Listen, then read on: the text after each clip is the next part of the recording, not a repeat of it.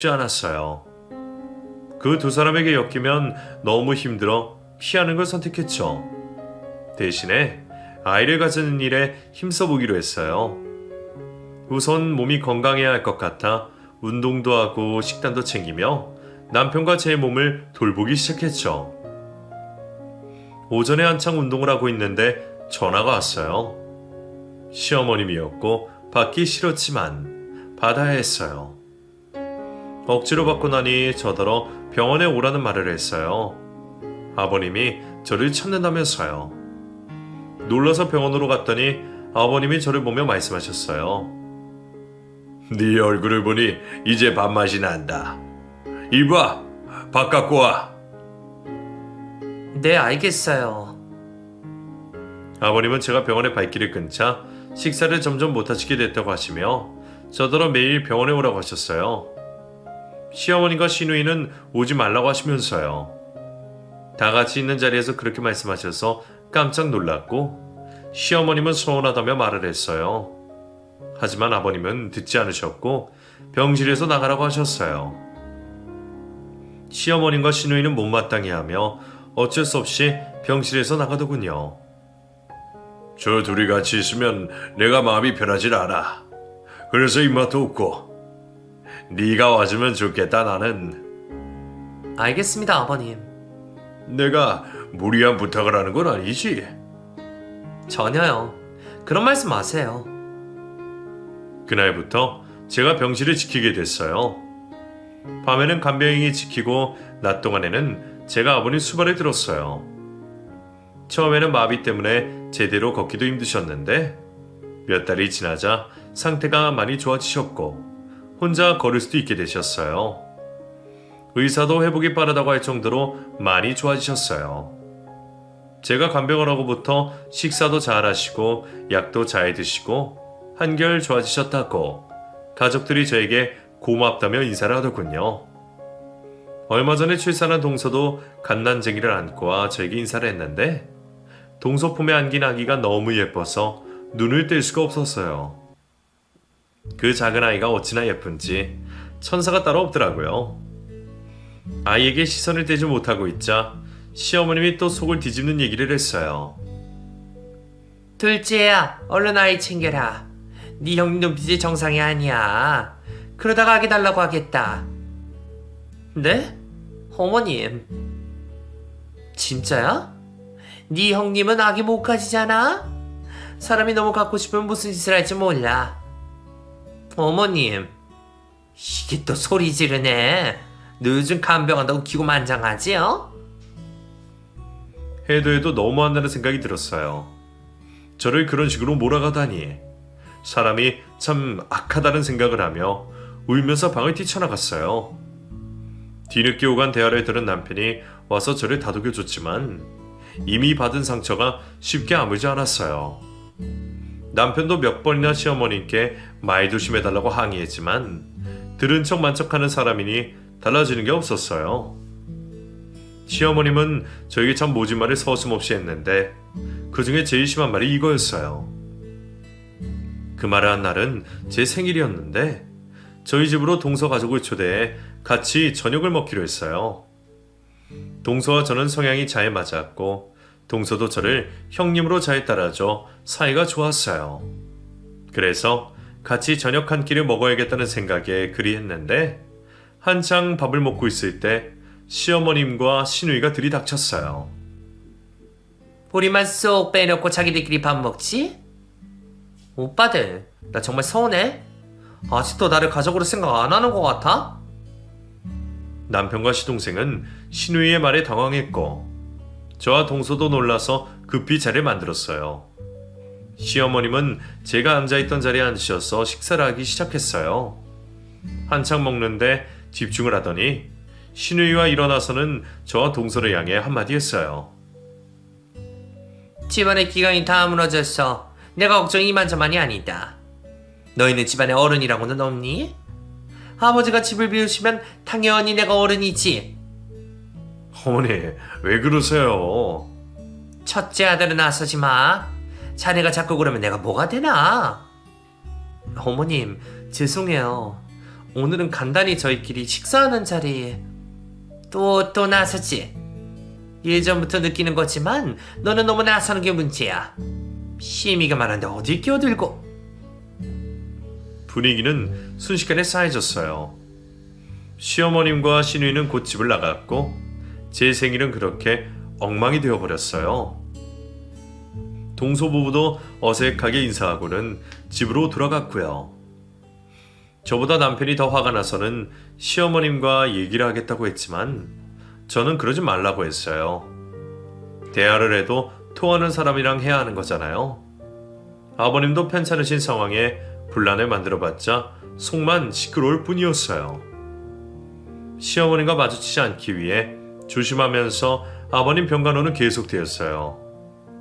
이제는 많이 좋아져 조금만 더 있으면 퇴원할 수도 있을 정도로 회복이 되셨어요.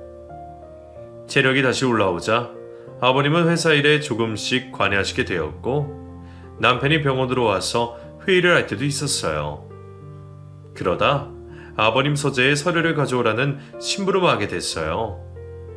저는 서둘러 시댁으로 향했고 마침 시댁에는 아무도 없더군요. 저는 곧장 서재로가 서류를 챙겨 나왔는데 입구에서 시어머님과 마주쳤어요. 네가 우리 집에 웬일이냐 연락도 없이. 아버님 심부름으로 왔어요. 급해서 먼저 가볼게요 어머님. 너. 네. 나대지 말고 있어라. 어? 밑도 끝도 없는 그런 말을 들으며 황당했어요. 왜 나한테 저런 말을 하는 건지 무슨 뜻으로 하는 건지 진짜 이해가 되지 않았지만 따지기도 포기해버렸어요. 결혼해서부터 계속되는 일방적인 공격에 더 이상 대응할 가치도 못 느끼게 됐거든요. 기분이 나빴지만 애써 무시하고 병원으로 다시 갔어요. 그리고 안 좋은 기분을 빨리 잊어버리려고 했었고요. 그런데 그 다음날 시어머님이 시댁으로 호출을 했어요. 저뿐 아니라 동서까지요. 무슨 일인가 싶어 가보니 시어머님과 시누이가 서슬퍼런 표정으로 저를 쳐다봤어요. 그러곤 곧 본론을 말하는데 정말 어이없는 말을 하는 겁니다. 아버님이 해주신 금발찌가 없어졌다. 분명히 지난주에 내가 꼈는데 오늘 보니까 없어. 니들 중에 분명히 아는 사람이 있을 것 같아서 불렀다. 저는 어머니 팔찌를 본 적이 없어요. 저도 몰라요 어머님. 저와 동서는 금팔찌의 행방에 대해서 모른다고 말했어요. 그랬더니 노바이대발하면서 저에게 손가락질하는 겁니다. 그 팔찌가 자그마치 금 20돈으로 만든 거야. 그게 팔이 달려서 혼자 어디 갔다는 거니? 첫째 너 어제 분명히 우리 집에 왔다가 갔잖아. 얼른 사실대로 말해. 어머님 저는 아니에요. 엄마 내가 어제 봤어. 어제 세연이가 분명히 엄마 방에 들어갔다가 나왔다고. 사실과 다른 말을 하는 시누이의 말에 저는 너무 놀랐어요. 어이가 없어서 쳐다보니 부끄러운지도 모르고 계속 거짓말을 해대는 겁니다. 아가씨 그게 무슨 말이에요. 어제 제가 왔을 때 아가씨 집에 없었잖아요. 있었거든요. 언니가 수상짓 하길래 숨어서 보고 있었지. 말도 안 되는 소리에 저는 시누이에게 따지려고 했어요. 그때 시어머니가 갑자기 소리를 치는 겁니다. 이년이 도둑년이네. 못 배운 년. 어디서 이런 게 우리 집안에 들어와서는. 너 이실직고 해? 라고 하면서 제 머리를 잡고 쥐어 흔들기 시작했어요. 곁에선 동서가 놀라서 말리고 저도 소나기에서 벗어나려고 했지만 손의 힘이 얼마나 센지 벗어날 수가 없었어요. 그때 남편과 시동생이 집으로 들어왔고 남편이 나서서 겨우 벗어났어요. 어머니, 너무하신 거 아닙니까? 이 사람한테 대체 왜 이러세요? 첫째는 나서지 마. 지혜가 잘못해서 이러는 거니까. 이 사람이 뭘 잘못했는데요? 내 금발찌를 훔쳐갔다고 오전했니? 소리 지르는 시모의 눈은 정상이 아니었어요. 시누이와 같이 제가 도둑이 맞다고 몰아가는데 그 모습이 귀신이 시익이라도 한 것처럼 무서웠어요. 남편이 시어머님을 가리고 서 있었지만 저는 그 자리를 피하고 싶어 뒷걸음질 치는데 시모와 시누이가 저를 잡으려고 달려들었어요.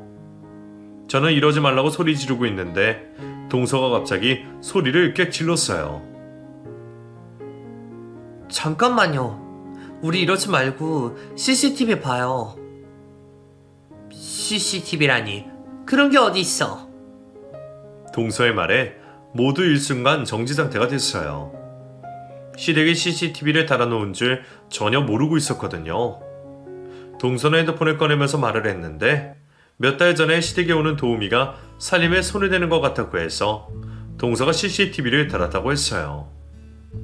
너 언제 그런 걸 달았다는 거냐? 어머님 그때 아가씨랑 여행 가셨을 때 달았어요. 어머님이 그러라고 하셨잖아요. 기억 안 나세요? 동서는 그때 일을 설명하면서 시어머님의 허락까지 받은 정황들을 설명했어요. 당시 여행을 간 시모가 주변이 시끄러워서 그냥 대충 알았다고 했던 게 바로 이 CCTV를 설치한다는 얘기였던 거예요. 동서의 말을 들으면서 시누이가 갸우뚱하며 물었어요. 엄마, 나랑 여행 간 적 있어? 어? 그게 저번에 갔잖아. 기억 안 나니? 언제? 나 올해는 엄마랑 어디 같이 간 적 없는데? 이상하네. 왜 나는 기억이 안 났지? 시누이의 얘기를 들으며 우리 모두 시모의 얼굴을 쳐다봤어요. 우물쭈물하며 맞다고 하는데 목소리에 확신이 없었어요. 동서가 핸드폰을 확인하는 사이에 시모는 점점 얼굴이 새파랗게 질리기 시작했고 시누이는 여행 누구랑 갔냐고 다그쳐 물었어요.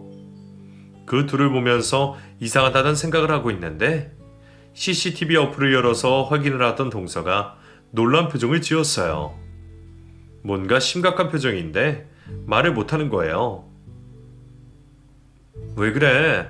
뭐가 있길래 말을 못해? 이리 줘봐.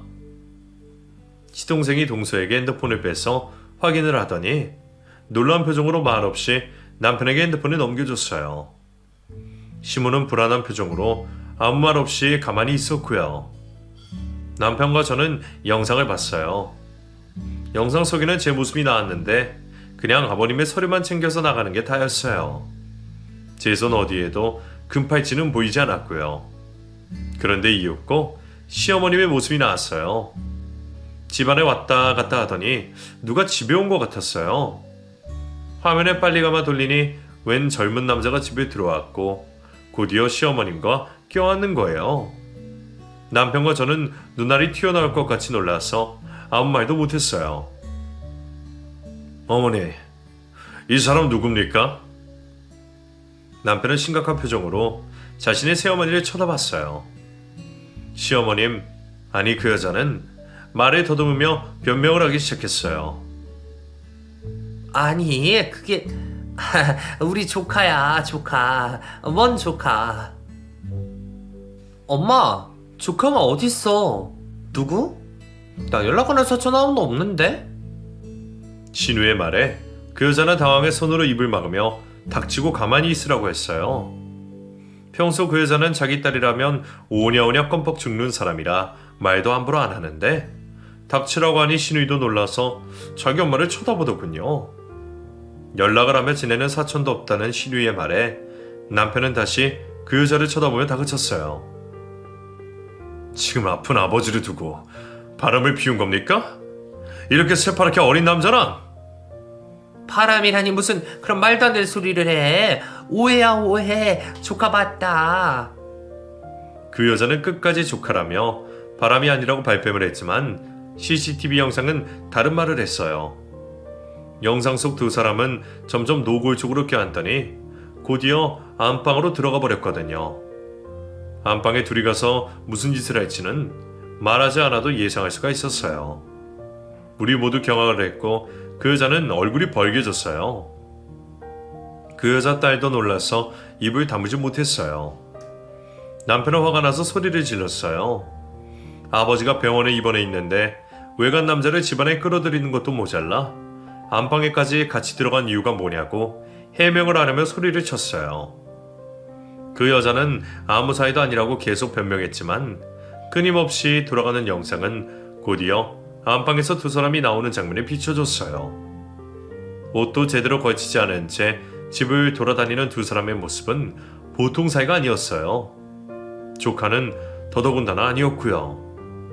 그 여자는 남편의 손에 든 핸드폰을 뺏으려고 애썼지만 남편이 그 손을 뿌리쳤어요. 그 힘에 밀려 바닥에 쓰러진 여자는 싹싹 빌기 시작했어요. 내가 잠깐 미쳤었나 봐. 그냥 잠시 재미 좀 본 거야. 바로 다 정리할게. 그러니까 아버지께는 아무 말도 하지 말아줘. 잘못한 건 아세요. 사람의 태를 쓰고 어떻게 이럴 수가 있습니까? 그러면서 내 아내에게 그렇게 못이게 굴어요? 내가 잘못했어. 내가 다 잘못했어. 그냥 해프닝이야. 제발 살려줘. 나 좀 살려줘. 눈물 콧물 다 빼면서 사정사정하는 모습이 정말 가관이었어요. 바로 직전까지 자기가 시어른이라고 저를 못 잡먹어 안달이라는 듯 굴었던 사람이 어디 갔나 싶더라고요. 신우이는 자기 엄마의 비굴한 모습을 보고는 씩씩거리며 집을 나가버렸고 그 여자는 계속 싹싹 빌고 있었어요. 나중에 영상을 마저 찾아보니 금발찌를 숨긴 사람은 다름 아닌 시어머님, 그 여자였어요. 저에게 다 뒤집어 씌우려고 했다가 모든 게 다 뽀록이 나고 만 거예요. 세상에, 도대체 저한테 무슨 억가심정이 있어서 이랬어요? 나한테 뒤집어 씌우려고 하다니. 당신이 그러고도 사람이야? 미안해. 내가 정말 미안해. 정신이 어떻게 됐나 봐. 내가 잘못했어. 아버님께 제발 비밀로 해달라며 잘못했다고 저에게 용서를 구했지만 저희는 그 여자를 쫓아내야 한다 생각했어요. 저의 옷을 붙잡고 매달리는 그 여자를 뿌리치고 집에서 나왔어요. 그리고 아버님이 치료중인 것을 알지만 알리기로 했고요. 남편과 제가 말씀드리기로 해서 병실로 갔어요. 저희는 아버님께 있었던 일을 모두 말씀드렸고 CCTV 얘기도 드렸어요. 놀라실까봐 계속 상태를 살폈는데 의외로 담담하신 아버님이었어요. 알고 봤더니 그 여자가 외도하는 걸 아버님도 알고 계셨던 거예요. 그 여자, 남자를 그렇게 밝히더니 결국엔 집어릇 걔 모준 모양이구나. 아버지, 다 알고 계셨어요? 나한테 들킨 거 몇 번이나 돼? 진작 떼내려고 했다만 니들 보기 민망하기도 하고 니들 결혼 앞두고 혼주석에서 혼자 하는 것보다 보기 나을 것 같아서 참았지. 그래도 그 여자 볼 때마다 속이 편하진 않았어. 아버지, 왜 그러셨어요? 젊을 때는 그래도 사람이 순수했는데 그때 내가 속아 결혼을 한 건지 살면서 점점 변화하더구나. 지훈을 안 하려고 하다가 너희들 생각해서 했는데 그게 내 잘못된 선택이었어. 나한테 바람 피운 거 들키고 싹싹 빌면서 다시는 안 하겠다고 해서 봐준 건데 결국 이렇게 될 걸 그때 정리할 걸 그랬다. 내가 잘못 생각했어. 아버님이 그동안 시어머님과 시누이를 멀리 하셨던 이유가 모두 있었어요. 모든 걸 다 알면서 눈 감아주셨으니 혼자 얼마나 속상하셨을까 싶어 아버님이 안쓰럽게 느껴졌어요. 아버님은 곧이어 변호사를 불러 이혼을 하겠다고 하셨는데 각서 한 장을 꺼내셨어요. 예전에 아버님께 외도를 들켜서 그 여자가 쓴 각서였는데 또다시 외도를 할 경우 재산 분할과 위자료 없이 합의 이혼을 하겠다는 게 적혀있더군요. 공증까지 받은 거야. 그런 여자한테 한 푼이라도 줄 수 없지. 빈손으로 쫓아낼 거야. 이렇게 말씀하시며 변호사에게 각서를 넘기라고 하셨어요. 결국 그 여자와 그 여자의 딸은 자기가 놓은 덫에 걸려서 집안에서 나가게 됐어요. 저한테 그렇게 모질게 굴더니 그 화를 자기가 도로 맞게 된 거예요. 그 큰 집에서 달랑 트렁크 하나 끌고 나가는 모습이 어찌 처량하게 보이던지요. 불쌍해 보였지만 어쩌겠어요. 자업자득인 거죠. 나중에 듣고 보니 그 여자 빚 때문에 개인 파산을 했다고 했어요. 사치스럽게 살더니 아버니 돈이었으니 결국 파산을 했나 봐요. 그 나이에 어디 가서 대접받고 일도 못할 텐데 참 안타까운 인생인 것 같아요. 난리가 난 것에 비해 시아버님의 이혼은 깔끔하게 끝났어요. 철두철미하게 해두신 아버님의 준비성 덕분에 쉽게 끝났죠. 이후 아버님의 회사 경영을 두 아들에게 똑같이 나누어 주셨어요. 그리고 살던 집을 처분하고 전원생활을 하시기로 했어요. 교회의 한적한 곳에서 지내고 싶다고 하셔서 그런 곳에서 요양하며 지내고 계세요. 동선에는 둘째가 생겨서 지금 임신 중인데 저에게도 좋은 일이 생겼어요. 얼마 전에 다시 임신이 됐거든요. 두 동서가 나란히 배가 불러서 있게 되어 얼마나 웃긴지 모르겠어요. 그래도 다행인 게 동서에게 의지할 수 있어서 좋은 것 같아요. 요즘 동서랑은 둘도 없는 베스트 프렌드로 지내고 있어서 얼마나 재미있는지 몰라요. 같이 맛있는 것도 먹고 좋은데 구경도 가고요. 덕분인지 지난주에 안정기에 들었었는데 병원에서도 안심해도 될 것 같다고 말했어요. 출산하는 날까지 조심해서 이번에는 꼭 아이를 품에 안아보고 싶어요. 구독자분들 응원 주실 거죠? 결혼하고 나서 참고만 사는 게 많이 힘들었어요. 하지만 결국엔 다 잘 되고 나니 제 미련스러운 행동이 부질없는 짓은 아니었다는 생각이 들어요. 다른 사람에게 미움받는다는 게 생각보다 힘든 일이라 지난 상처들이 다 잊혀지지 않지만 이렇게 속풀이를 할 수 있어서 좋아진 것 같아요.